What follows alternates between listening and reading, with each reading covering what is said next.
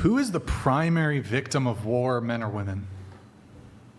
War? Yeah, who's the primary victim of war, men or women? Men? Men. Men? I think both. Both? Men. Men. Men. Equally? Men. Equally? Men. Did the German girl say equally? Okay. So why and why, for those of you who said equally?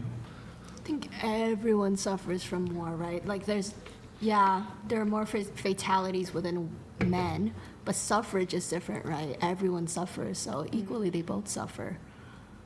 Are there different degrees of suffering?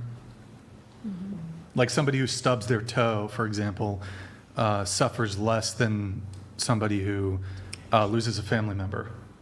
Would you agree with that statement?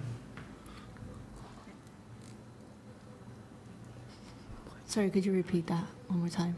You're saying that. What? Repeat that one more time. You said.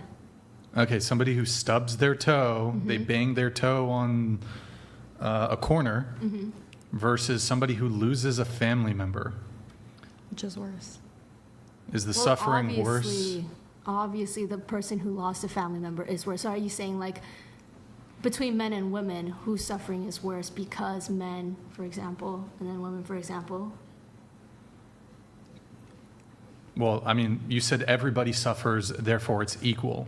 But granting that women will suffer in war, is the suffering equal to the suffering of men? Knowing what you know Well, about obviously war. they're different, right?